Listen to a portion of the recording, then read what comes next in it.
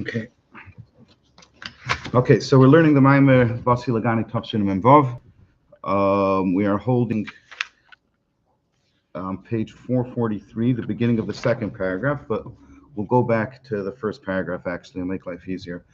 Um, so I just want to say, by way of introduction, two things. The first thing is that this Maimer is talking about very deep things to the end of the Maimer, and I really don't know what's going on, and I haven't even learned it well enough for myself to be able to at least understand as good as I could. Put another way, what I'm trying to say is that in this year, I won't necessarily be saying what I think the mimer says. I'll be saying more what I imagine the mimer says, and I hope it's going to be generally right. And whatever mistakes there are, they will help that sooner or later we'll understand them correctly. That's the first thing. The second thing is that due to trying to explain the subject matter, the share might run a little long. I don't know how it's going to go. We'll see. There are just no natural breakpoints to stop in the middle, so we're going to have to go until the end. Um, so we'll see. On the one hand, it's not a lot of material. On the other hand, there's a lot to explain. So we'll see. So it might go long. Okay, now we can start. Let's start again. That we're going to review again the chapter that we learned last week, the paragraph. So just to give us context of where we are in the mimer, and perhaps as background information, I'll try to also say where he's going, and that will hopefully help frame the conversation this year. So he explained that in general, the work of the Yidden in this world, from a universal scope, from a historical scope, from an overall picture of the whole story, our job is to do the Aveda Viskapen is Hapcha. And he calls it changing the shtus, transforming the shtus of Elam Haza, of the Nefesh Bahamis, into a shtus de Kedusha. We're trying to apply it more broadly. Instead of a person primarily or even exclusively living his life according to what his bodily instincts tell him and what his animalistic soul tells him, instead, he not only lives at the level of action, but even at the level of what he feels and what he's into and how he behaves his entire life, his entire day, not just when it comes to doing mitzvahs, but his entire day, according to the Nefesh Elikis, according to what Kedusha wants. So that's transforming the shtus of L'umazeh to the shtus of Kedusha. What does that accomplish? So when a person does that by himself, within himself, so it also causes the same transformation in the entire world. And it causes that the Eibishter's light, the highest light of the Eibishter, should rest in this world. And that's the idea of the Beis Hamikdash, and that's the idea of the Mishkan, and the third, including the third Beis Hamikdash, when Mashiach comes, which is to have Hashem dwelling and revealing Himself in this world, even more than He does in the upper worlds. And that's the whole purpose of creation. In the oft mentioned Maimer Chazal and Chassidus, it is Dira B'Tachtenim. Okay, now he continued in the Maimer to say that this involves a great war. He terms it a war. It's a Milchama Gedela. It's a tremendous war. Why is it a tremendous war? Because we're not merely doing some action when we do a mitzvah. Rather, when we do a mitzvah, what we're doing is we're defeating the Nefesh Bahamis. We're defeating the Keches of Klippa. We're defeating the darkness of the world. And because that's what we do with every single mitzvah, minor, large, whatever it is, so therefore there's a tremendous battle from the opposing side, from the side of the Klippa, which does not want us to do this mitzvah, and it does not want us to bring Kedusha into that part of the world and into that part of ourselves. So there's a tremendous war going on. This Aveda, this work of Iskafia and Ishapcha, of transforming from Shtus de L'umazeh to Shtus de Kedusha, is a tremendous war that needs to be waged at every single step. And since it's a war, so just like in a war with a king of flesh and blood, suddenly the king opens up his treasures and his treasure houses, and he gives out even the most precious items that he has, and without any accounting and without any relation to, without any checking, is it worth it, is it not worth it, he just gives it all out. Not only that, he also puts his life on the line, his life in danger, because that is the way things work when a king wants to win. The winning touches him so deep that he's even willing to put his life in danger for the sake of winning, for the sake of victory. So the same thing is in the world in general, that the Eibishter, when there's a war going on, where the Yidden are battling against the forces of Elam Haza and the forces of Klippa and the Nefesh Bahamis, So it's a war, and therefore the Eibster opens up the highest revelations from above and gives it to the Yidden, who are the soldiers who are fighting this battle, so that they should be able to be victorious. Okay, and now he's going to explain what does that mean, that the Eibster reveals the highest lights. Having explained the work that we need to transform the Klippa and the Nefesh Bahamis into Kedusha, thereby creating a resting place for the Eibster. And having explained that involves a great war, and that during a time of war, the king and the Nimshol, the Eibishter, reveal the highest lights.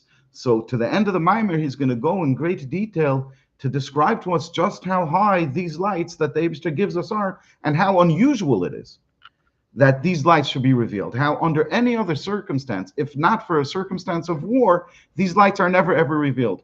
It is only because of the war that these lights are given. So we'll see how these lights are typically concealed and beyond the realm of a human being having it and it being given to a human being. But because we're fighting a war, it is given to us. So that's the general context of where we came from and where we're going. And now we'll do our best trying to explain it.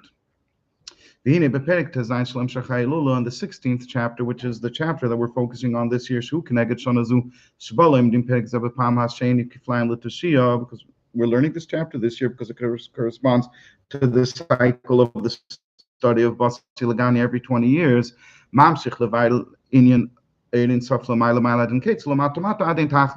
The Frierdiker Rebbe continues to explain this idea in Kabbalah that the infinite light of the Eibishter extends high without any limit, and all the way down without any end in sight, without any purpose, without any saying, oh, okay, until here, yes, and further, I don't need to go. The Frierdiker Rebbe brings a novel idea. They are in the same light. And again, I'm going to give some background over here and also some context. So in general, like we'll see in more detail, the higher lights stay in the higher realms, and the lesser lights, the ones that are constrained, that are mitzumtzum, that are limited and concealed and transformed into something lower, those are the ones that come to the lower realms. The more limited lights, the lower levels of light. That is the story in general. In the Lashon of Chassidus, the Eiris Makifim remain up high, or the Eiris, and the Eiris Pnimim, or the Eiris of Mamad, the Eiris of Seviv, remain in worlds that are far beyond our world, and it's only the Eiris of Mamale that comes into this world. Okay, that's the general system that's described. However, in this Maimon, the Frierdiker Rebbe says that actually the Eir HaSeviv itself, the Eir HaMakif itself, the higher light, also has an element, has a dimension in it that it does descend and come down into this world. That's what he's going to say right now, and then we're going to get into it in more detail. And then the Rebbe, I can't tell if the Rebbe is explaining greater depth than what the Frierdiker Rebbe said clearly, or if the Rebbe is explaining a new concept, but the Rebbe says that even within the higher light, it is the very tip of the higher light. It is the higher dimension of the higher light that actually is given to us in order that we should win the battle. So that's where we're going over here. So let's go back to the words of the Maimer. So in general, we say that the light that goes all the way up, that shines up high, that's the light that's called the makif, the surrounding light. And at the end of this paragraph, we'll try to explain it a drop. And then the light that comes all the way down, him Eiris Pnimiyim, are the internal lights. And again, we'll try to explain that. And this perek, the Frierdiker Rebbe says a novel idea, and he adds, and he explains, and he details that even within the lights that surround the world, that are higher than coming into the world, have within them also both dimensions that on the one hand they are very high, but on the other hand they also come down very low. And these two ideas, that the light that the makif itself, that the surrounding light, though it generally stays all the way up, but it also extends down here. These two ideas within the light is the idea of makif hakarev u makif harachik, the distant makif and the near makif. Or maybe mashal alzeh, In the Maimer, the Frierdiker Rebbe brings an example or a parable. How do you say a mashal? A parable. From a teacher who teaches something to his student. And he explains like this. The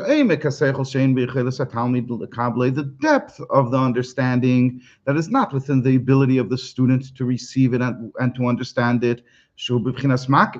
That kind of surrounds the student and remains beyond him. And within this light itself, within this light that's beyond the grasp of the student, there are two levels. The near makif, the near surrounding light, which can eventually be revealed, and the distant surrounding light, which is essentially distant and therefore can never be revealed. Okay? Let's try to start from the fundamentals of what makif is. And hopefully that will aid us as we continue and try to understand what he's saying in this maimon. So makif, the word literally means that it surrounds something. And the Frierdiker Rebbe in Tanya describes it generally, that it is a light that cannot come into the person. So if you have a person and he receives certain lights which give him things, which give him abilities to think, which give him life, etc. So you have a light that comes within the person, and you have a light that cannot come within the person and remains surrounding.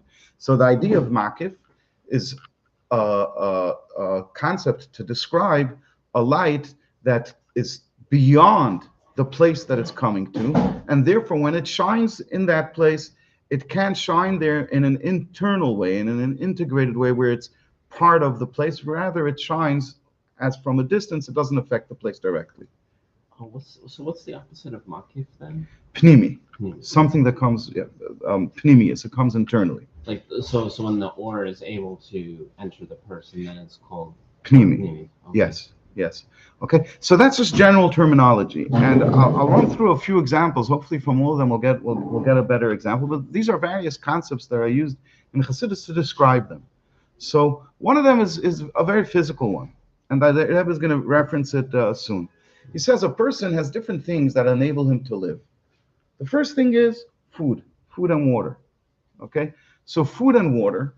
A person, in order to live, needs food and water. And how does that work? He eats it. And it's not only that he eats it, and therefore physically now it's in his body, so we call it something that came internally. But it's rather also that the food is transformed into actual blood.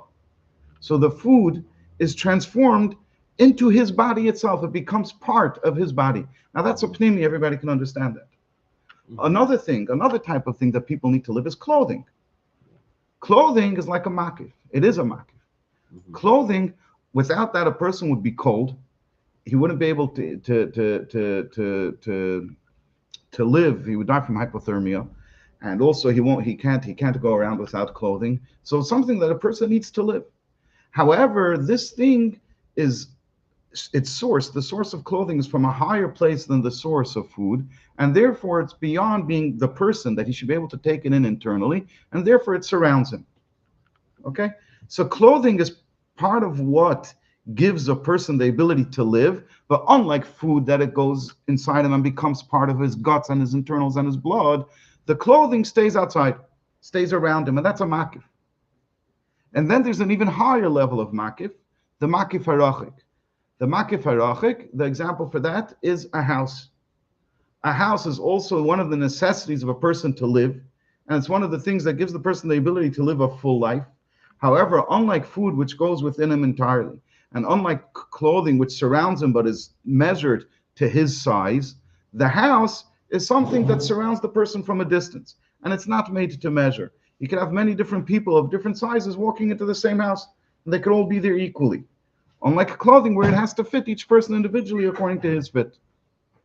Okay, so that is a general explanation of physical from Gashmi. So an example of where you see a system of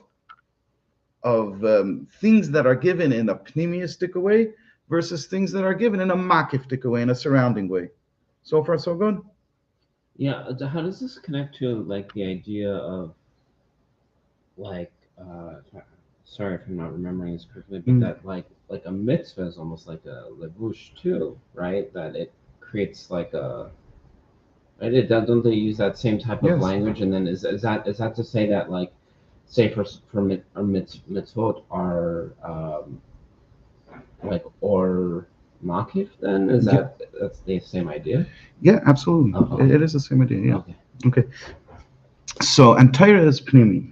Mm-hmm. Okay. But yeah, it's the same idea, but we'll leave it out for now. Okay. The second example that's given is an example from a person and his soul. Okay. So you have the body and you have the soul. Mm-hmm. The things, all of the characteristics and the attributes of the body aren't born of flesh. Flesh doesn't have in it thinking and seeing. It's not a thing that comes of the flesh. These are things that come of the soul. These are powers and abilities that come from the soul. Feeling, emotions. They're not a physical, materialistic thing like flesh. However, the soul brings them into the body and now creates one living unit where you can't distinguish anymore between the two. And the same thing with life. Life itself, the fact that the person is a living being, is not from the qualities of flesh. Flesh does not have within it the quality that it is a living thing. It is the soul that makes the body alive. So over here, we also have the way the soul brings life and energy and faculties to the body. There are also two distinctions: the ones that come in a pneumistic way and the ones that come in a makiftic way. The ones that come in a pneumistic way, these are lights that are on a lower level, Mm-hmm. and therefore they're able to descend and actually affect the form and the characteristic of the flesh itself without disturbing the flesh. For example, the ability to think rests in the mind, the ability of the soul to see rests within the eyes, to hear rests within the ears, to act rests within the hands, and to move rests within the feet. Those are abilities that come from the soul. However, since they are iris pnimim, they are internal lights, so therefore they can come into the body itself and work with the body without disturbing and nullifying the body. Then you have a higher type of energy that comes from the soul, and that is life itself. The fact that it is alive, you can't pinpoint one place in the body where life is versus the other place. Unlike thinking, which you say it's in the mind, and walking is in the feet, life itself is distributed, it finds itself equally in every part of the body. Why? Because the fact that the person is alive himself, the fact of life itself, that is something that comes from a much higher place in the soul. Mm-hmm. And that is not something that can descend to the various levels and details of the body. If it would nullify the body. And therefore, it just shines on the body in a very general sense that the person in general is alive. It doesn't yet give him form, it doesn't yet give him the ability to think. In other words, if our thinking, if our ability to think would come from this level of the soul that gives life, then our thinking wouldn't be human thinking at all. Our seeing wouldn't be human seeing at all. It would have nothing to do with materialistic flesh. If it would descend, if it would shine and reveal itself within our pneumistic keiches, within our uh, characteristics and our abilities as a human being, it would totally nullify them and they would look completely different. So therefore, it doesn't get involved in the details of what it is that gives the human being his human form and his various characteristics that we all know as a human being. Because if it did, it would nullify them. Instead, it stays as a general thing that just gives the person life overall. Okay, that's the second muscle that's given in Chassidus for Pnimi and Makif. Okay, Mm-hmm. there's another muscle, or rather, this is not so much a muscle, but this is a discussion of Eretz Pnimim and of Eretz Makifim, which is that you have the light of Hishtalshelus, and then you have the light that's beyond Hishtalshelus. And the light, the various qualities that you find in Seder Hishtalshelus, the fact that it's limited, the fact that it's defined, that it's bounded, that where this is not. Even in the spiritual sense, there's the idea of spiritual place and spiritual time also. But and certainly the physical, within the physical sense, you have time and space, and you have the nature and the characteristics of everything that exists. Okay, those things all get their life from the eris pnimium, from the lower levels of light. What do you want to say? I think could you elaborate more on this spiritual time? And that's another It's a whole other it's a Okay. whole other concept. But Okay. the idea in general is that one comes before the other. One level comes before the other. The idea of physical space, of spiritual space, is that one level is higher than the other, Hmm. which is called Milo Mata. Hmm. And the idea of spiritual time is that one thing precedes the other. Is it that one thing sort of it's like a necessary consequence? Honestly, I don't have a clarity on it, Okay. Okay. but that's the general idea. Okay. Okay, Good enough. so let's focus back in on the Eris Pnimium and the Eris Makifim as they pertain to giving life to the world. Okay, so we have a world which is a very limited world, which is a very like I said, with the boundaries of space and time, right? Today is only today, because today is not also yesterday and it's not also tomorrow.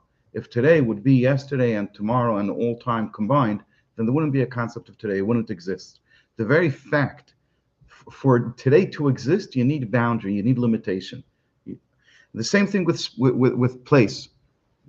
If this place was every place and every place was this place, then you wouldn't have any place at all. So the very concept of space itself requires boundaries and limitations. Now, for all of these things to exist, they need a life energy coming into them. Without a life energy coming into them, they don't exist. The life energy that comes into them is the life energy of Pnimius, of the Eris Pnimium. Why? Because it is only those lower lights that can give us life and that can give the world its shape and its form without completely nullifying it and destroying all of its boundaries and therefore turning it into nothing at all. If the higher lights would be the ones that came into the worlds to give them their character and to give them their form, well, the higher lights have no definitions of boundary and time and space. All of these things don't apply. These things are much more of an infinite nature and of a limitless and boundless nature than all of these lower types of ideas that we live in, that the worlds exist within. So therefore, if the higher light came and shone in order to give us our individual characteristics and the individual characteristics of the universe itself, then it would be completely nullified. The light is too great, and therefore it would make it completely into nothing. On the other hand, therefore, where does it get its light from? From the Eris Pnimium, from the internal lights, which are much lower lights. Okay. Now, getting back to the point in his Maimer, what he's saying is that traditionally, what do we have? That which light shines in this world? The Eris Pnimium, the internal light shines in the world. The Eir Makif, the surrounding light, remains distant from the world. It gives it life, but in a distant way, and doesn't reveal itself, doesn't effectuate anything in this world, doesn't become part of the story of anything in this world. It stays aloof. It just makes so that it should exist, that it's here, but it doesn't get into the characteristics and the qualities of the thing itself. Over here, what he's saying is that when there's a time of war, we're given the great lights, and therefore he says that actually the surrounding lights also have within them an element where they're lamata mata aden tachtis. That's the first novelty that they do in a time where, just like a king gives the most precious treasure that under normal circumstances is never ever shared and is never ever given out, so too in a time of war we do get these higher lights that were given power and force to be able to be victorious over this world. I mean, just think about it. We're a small nation living in a hostile world, and we're a Nefesh Elokis living in a Gashmistic world. In order to give us the power to be able to be victorious and to win, so we're given those higher lights. And as we go to the end of the Maimer, he's going to explain how we're actually given the highest level of the highest lights.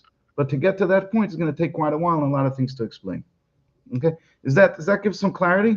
Mm-hmm. Okay, so having said that, I'm hoping that we'll be able to make progress, at least understanding a little bit of what he's saying.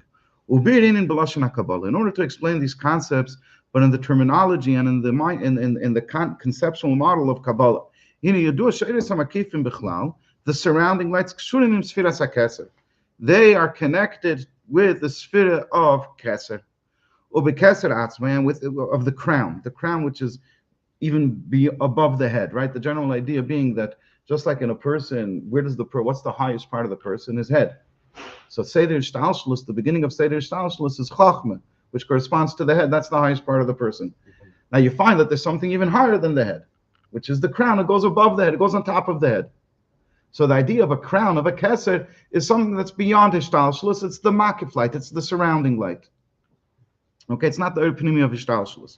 Or b'keser atzmai, within the keser itself, it's known and it's explained in the writings of the Arizal, that within the keser you have two different levels. Atik Yemin v'Arich Anpin. You have the level that's called Atik Yemin, translated literally means the ancient of days. The Arich Anpin, I think, means the long face.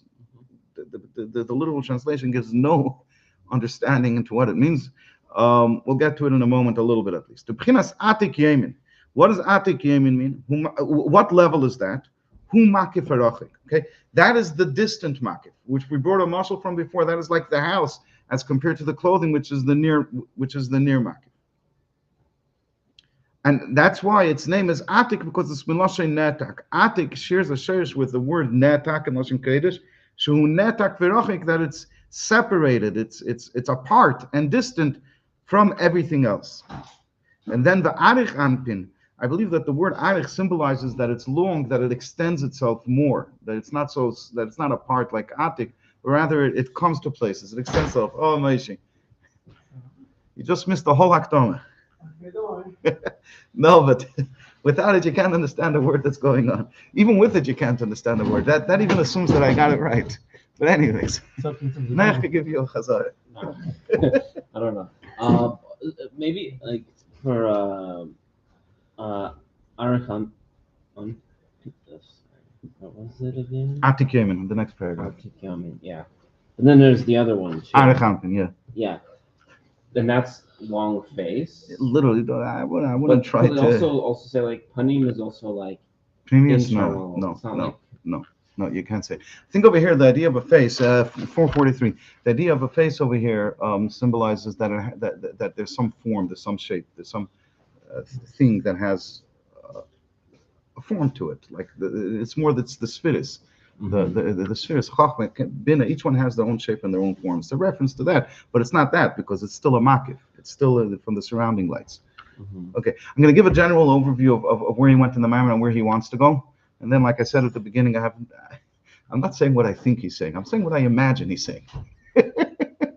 Okay. So what he's saying is that you have the Aveda V'skapin Hapche, to be mahapich the shtus of Lumaza to the shtus of Kedusha, and that's the purpose of the whole creation, because when we do that, we're Megala, the Eid of the Eivishter in the world, we make a Dira B'tachtein. And the way we do it is that every single Yid has to fight this battle. Every single Yid has to fight this battle with his own Nefesh Habahamis, to be mahapich his own Nefesh Habahamis from shtus to Kedusha, the Lumaza to shtus to Kedusha, and that's how he creates a Dira B'tachtein. In order to do this, is a Mulchama Gedolah. This is last week we learned. There's a Mulchama Gedolah. There's a tremendous war going on. That was the emphasis of last week. Why is it a Mulchama Gedolah? Because every mitzvah that you do, what's the idea of the mitzvah? To defeat the Nefesh Habahamis, to transform the Nefesh Habahamis. It's not just about that mitzvah. It's not just about that mitzvah. It's about defeating the entirety of the Nefesh Habahamis and the Klippa. And therefore, he puts up a tremendous opposition. And therefore, it's a massive war. It's a major war. Every mitzvah, everything that we have to do is a major war.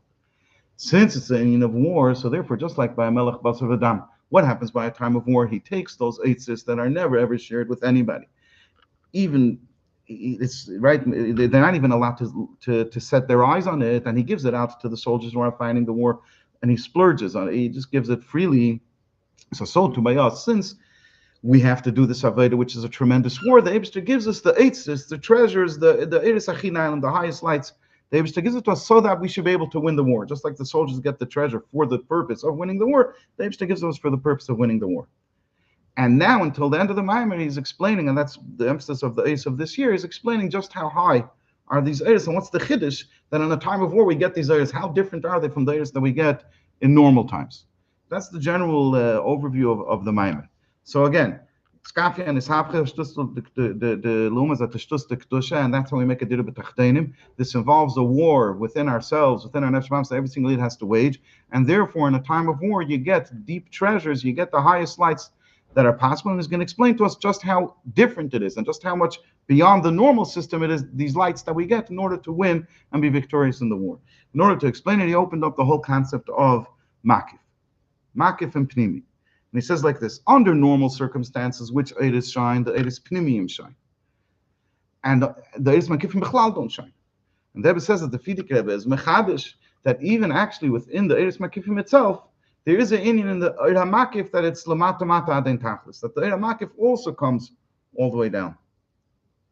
She says it's a Chiddush of the Fidik Rebbe. I thought that I saw it in other places, but I guess not. Probably I'm just used to seeing it from things that are based on this thing that the Fidik Rebbe says. Okay, so the first Chiddush is that because we're dealing with, we need eitzris to win this war. So unlike the regular system where existences within the Elamis only get the lights of Pnimius, we also get the eitzris of Makif. And now to the end of the Maimon is going to try to explain how deep these eitzris of Makif we get. In other words, not just the lower parts of the Makif, we get the Pnimius of the Makif itself. And to explain that, he's going to give Arichas Sabir. Okay, and he's explaining, we're like 3-4 lines into the second paragraph, he's explaining that in Kabbalah you find that in Keser, which is the Eidus Makifim, you have the Makif HaKarev and the Makif HaRachik. The Makif HaRachik, that's exactly where we're holding, is the idea, is the level of Atik. Okay? And then you have Arich Anpin, who Makif HaKarev, Shekvar Nimshach, it's already drawn down, V'shayich Libchinas Anpin, that it's shaykh to these ampin, to these different forms, to these different faces. It's not there yet. It's only shaykh to it. But it is in a big state. In other words, it's not yet in the minor state of those things the way they are actually at their own level, which is very low compared to the arich, which is in a higher level entirely. And to explain this, we'll understand this also from a mashal down in this world. In other words, these two levels of makif, the makif arachik, the distant surrounding light, and the makif hakarev, the near surrounding light. Abba matamata all the way down. We'll understand from a mashal even down here in this physical world. The Alter Rebbe and the Tzemach Tzedek both explain, and it's also explained by the Rebbe Maharash. They explain over there that happens between makif hakarev and makif arachik hu ka'achiluk sheben levushu bayis. The difference between the distant makif and the near makif is similar to the difference between clothing and a house. And like I explained earlier, based on what the Alter Rebbe says in Kotitera, that Alter Rebbe, if you check where he's sourcing this from, he starts with the pnimius, that for a person to live, he needs various different things. And the lowest thing that he needs to live is the dvarim pnimim, which that's mazon and mayim, which that becomes mamish dama basar kipsar pasha, becomes part of him. Okay, so he doesn't mention the pnimim in this continuum from pnimi all the way to the highest makif. He's only discussing the makifim. So in the makifim, you start from the levushim, and then you have the higher one, which is the bais, and he explains. The hefesh b'makif shagam halavushu makif ala adam. Clothing also surrounds the person, unlike food and water. Nevertheless, these clothing which surround the person, they're close to the person. Why should they be kid of a lot of them? They're worn closely to the person's skin. And they're measured according to his size, according to his fit. So it has to do to the person himself, to what he looks like. When we get to the distant makif, the house, it surrounds multiple people. It's not specific to this one person. It's not measured and fit according to the size and the shapes and the types of the people, or any of the other objects that are found in it. So it's a makif. On the one hand, it provides shelter. The Alter Rebbe explains in Likutei Torah that they all give hashpos to the person. They're all things that the person needs to live. Without a house, a person is not a person. A person can't live. Nevertheless, the house gives things to the person in a very distant way. Unlike the levushim, which give a life to a person or give the person the ability to live in a much closer way, which is that it fits him and it surrounds him close to him. Okay, that's the end of the part that I understand from the Maimon of what it has to do with understanding the Maimer from now until the end of the next paragraph. I'll explain it, but I don't understand how it helps us understand the Maimer. It's for the next time that we learn this mitzvah, Hashem will understand it better. So it says like this: the same thing applies to Torah itself. Something like that. Manash explains the level of house in Torah. In other words, Torah has in it Kabbalah, Medish, v'chulu, Pnimius Torah. So the level of house in the Torah, that's Torah Shabbal Pesh. On which it said that the Torah is like a wall, and I guess a wall is the idea of a house. A house is made up of walls, I guess. I don't know. As we can understand from the Gemara, that this reference of Chayma is on Torah Shabbal Peh, not on Torah Shabbal. Shehi b'vchinas makif harachik. So Torah Shabbal Peh is the level of makif harachik. Afshin in Torah Shabbal Peh, who halachis she'inyonim even though Torah Shabbal Peh does specifically speak about the ways to live in this world, nevertheless, it is still not only the makif, but it is the distant makif, which has nothing to do with this world. It doesn't. He never gets to makif. I don't know. He doesn't say. He doesn't even mention makif hakorv as it applies to Torah. And I didn't check the sources, and it's a bit opaque what he's saying over here. Okay.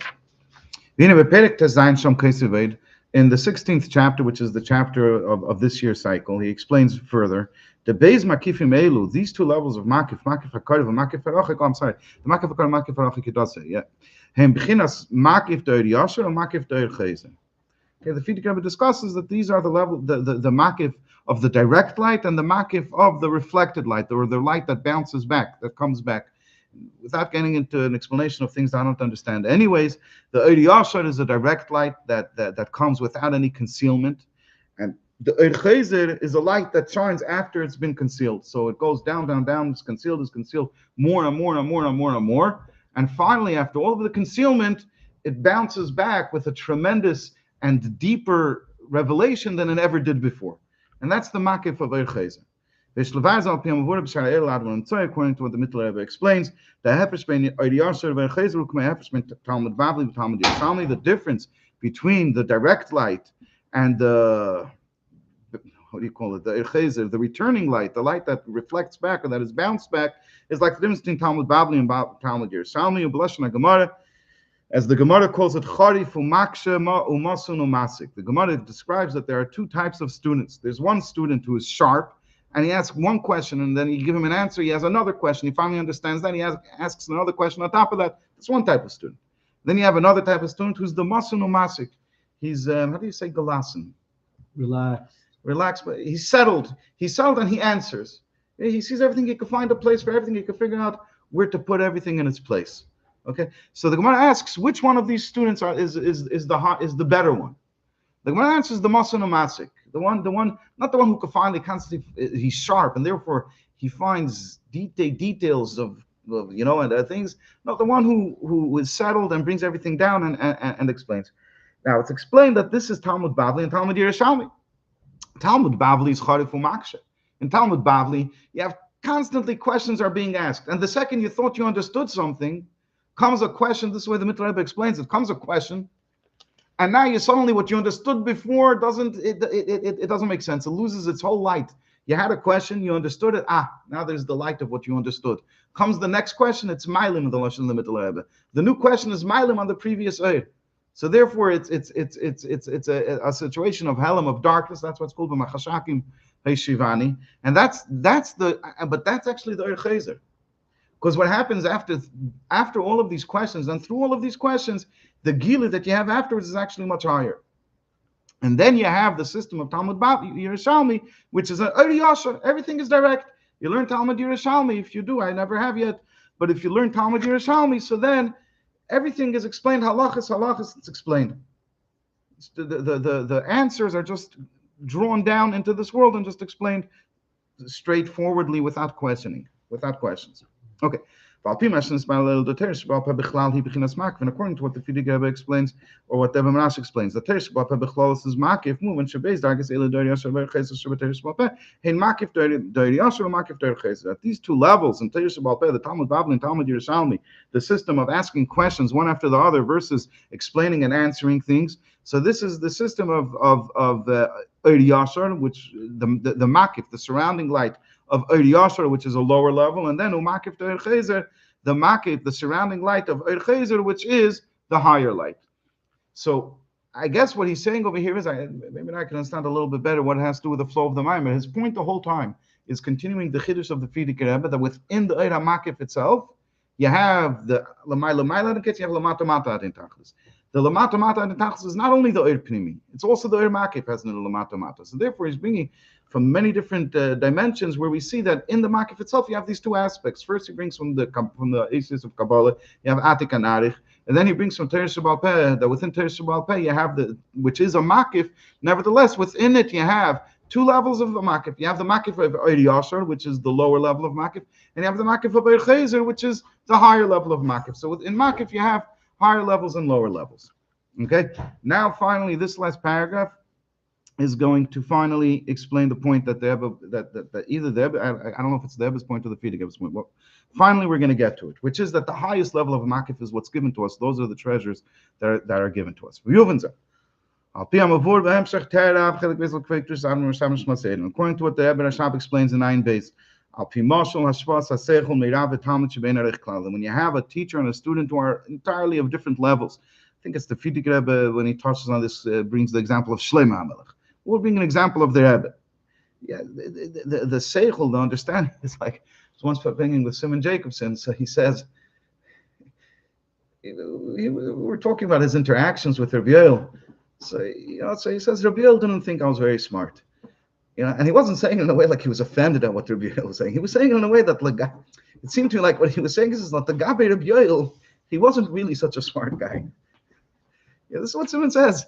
In other words, to us, I think we could all agree that Simon is very smart. Him, Lagabi Rabbi Yoel, he says Rabbi Yoel, he's nothing. He's not smart.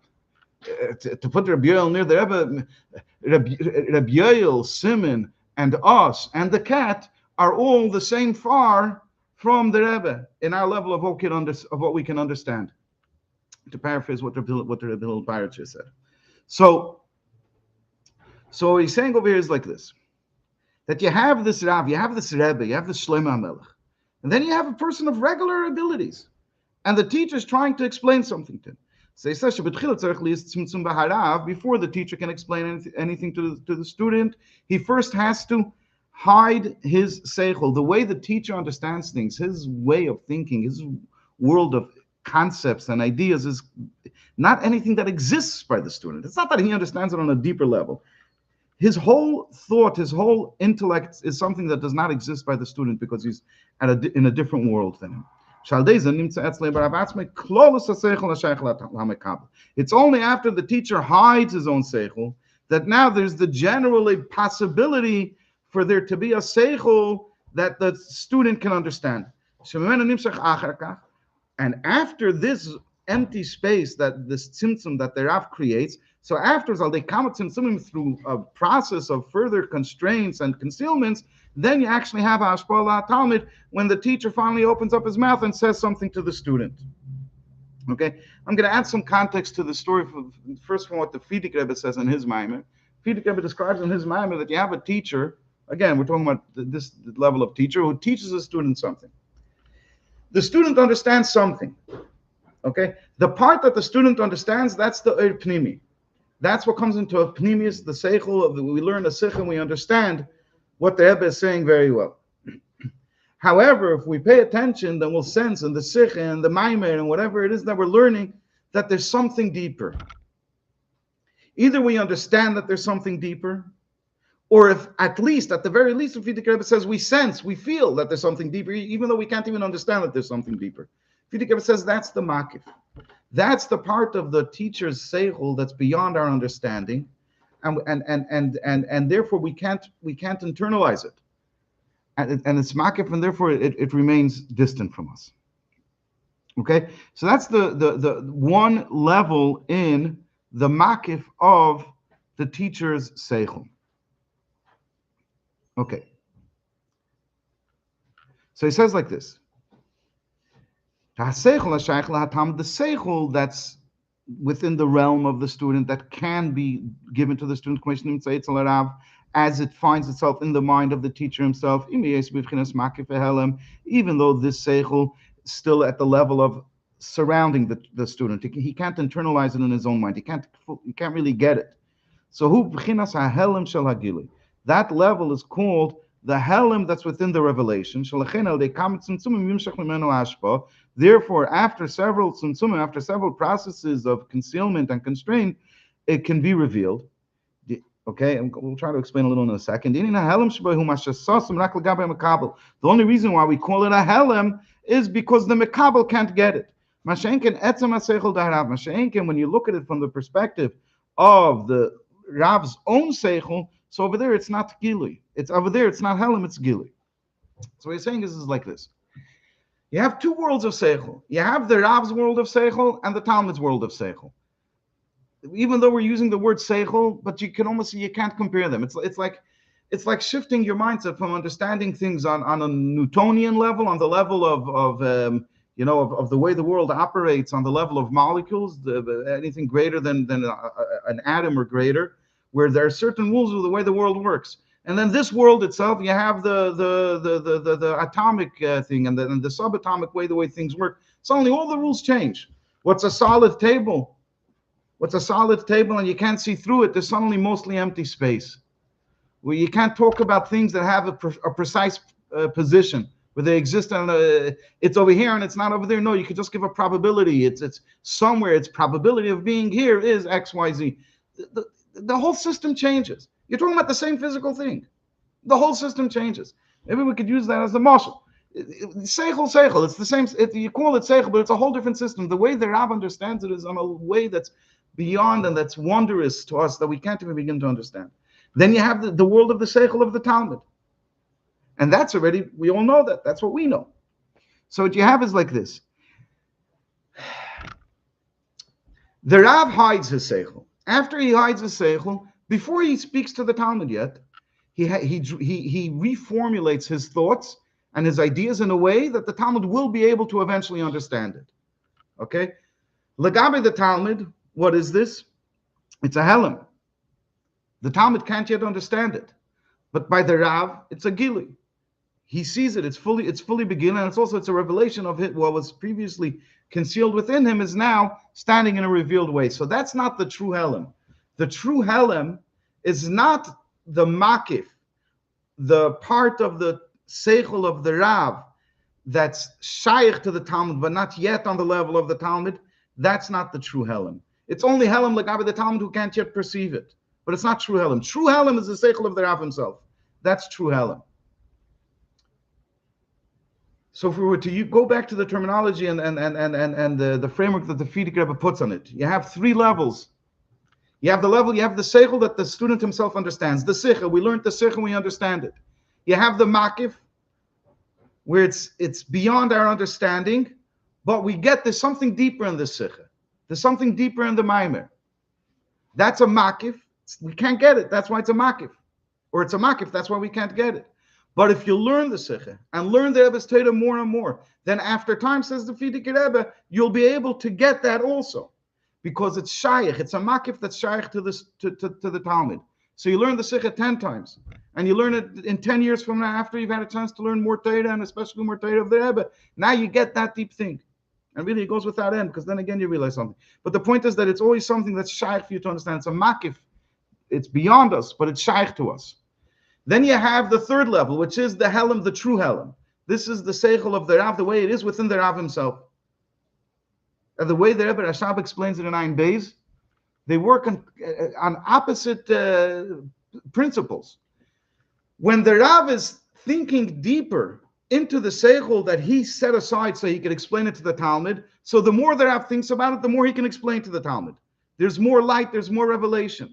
When the Rav is thinking about the seichel the way he understands the seichel, the deeper he understands it, the less it's shaykh to us. They work in completely opposite directions. So you can understand, even though they're both makif, but they're two completely different levels in makif. One of them is a level that comes down, and one of them is a level that goes up. One of them is Lamaila Adin Kates, and the other one is Lamata Adin Tachlis. These are the two ideas over here that he's trying to explain. This is his whole point. Let's read the Asius of the Maimer. According to this, it comes out the Gam B'Seichel Arav Gufa, even within the Seichel Arav, La'achrish Tzimtzum Atzmi Shnei Makifim, even within the Seichel of the Rav himself, after he constrained his Seichel, there are two Makifim. There are two Makifim. He says like this: the Seichel Shaykh LaTalmid B'chinas Eid HaGvul Hu B'chinas Makif HaKariv. The Seichel that's within reach of eventually. It has some relation to the student. So that's the makif hakariv, that's the near makif. Makif der yashal lamata adin tachlis. The etzam seichel deharav, and the essential seichel of that, that's the b'chinas eira bligvul, hu b'chinas makif der chezer, shu b'chinas helam betachlis. And that is completely behelam. And that is completely behelam. Yeah. And here he quotes from Ein Beis, "V'kol sharav meisif mischakim b'zeh eirzehu nelam v'nister yeser l'mayla adin kates." Okay, where we're holding in the Maimon now. Okay, how do we understand the chiddush of the eitzris, the treasures that are given to us, because we're waging this war? Because that's the whole story of Basi Legani, that the eitzris that are given to us are the eiris makifim, the surrounding lights. But which ones of the eiris makifim? We get the makif that's lamata adin tachlis, the arichanpin, the seichel of that that's shaykh to the Talmud. The lower level of the makif that came after the Rav was mitzamtzim his seichel. Why? Because on that light, it's what we say that the light goes down, that even the makif goes down. So again, in normal days, we only have a pnimi. The chiddush over here is that now we get the eris makifim. But which eris makifim? The surrounding lights that are like the levushim, that's like the clothing, not like the house. The surrounding light that's within the teacher, but after he set aside his own way of thinking and started putting ideas and concepts into the realm of the way we can understand things. It's the lower level. However, l'chura, and this is the part that I'm most not sure about, but this is the way I understand it. I'll explain the way I understand it. However, l'chura, the Rebbe is going to say that we actually also get the higher level, where the eitzon includes in it the highest of levels, ad atzmus. If you look in the Hemshech HaMaimer in Basi Legani, it supports this way of understanding it. In more detail, within both of these lights, within the light that's beyond us, and within the light that's on our level, each one of them have these two types of makifim, the lamata mata and the lamayla mayla, the one that goes down and the one that goes up. First, we'll start with the easier one. Since the seichel that relates to us, that has to do with us, is still part of the Rav's seichel, it's still part of the Rav's way of thinking. Because what happened? The Rav, he didn't speak yet. He didn't lower it down to the student yet. He just made a tzimtzum within himself so he could try to reformulate things in a way that he'll be able to explain it to us. This is still part of the Rav thinking. It's still the Rav himself thinking. Within this lower level of the seichel, within the Rav, has in it both things. What it is on its own, this level of thinking, that's a lower level of thinking, and therefore it's the near makif, it's the near surrounding light. However, since it is yet part of the seichel of the Rav, it has the dimension in it, and it contains within it the makif harochik. It's still part of the higher level of makif. So too, if we'll go to the higher level of makif, to the seichel of the Rav as he is for himself. He says, like this is our chiddush over here.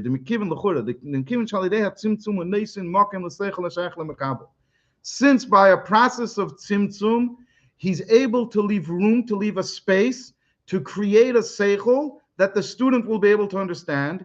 From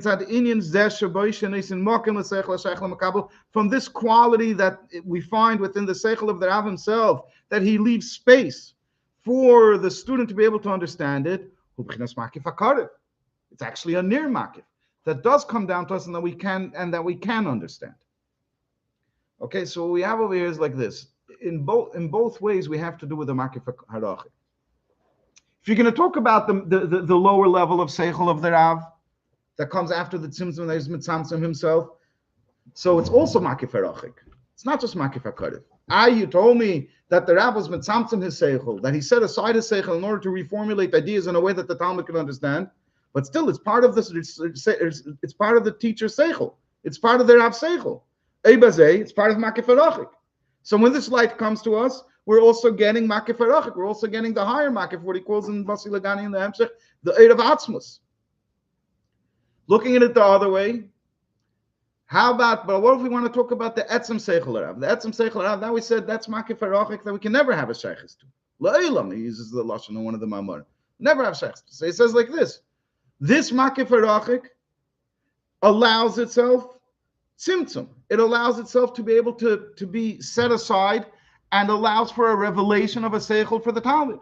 So because of this characteristic that it has, it comes out that the makif harachik also has the ability to be lamata mata, to descend all the way down. So Sai the makif harachik and Sai the makif hakarev have in them the inyan of the higher level and have in them the quality that they come down to us, that they come down here.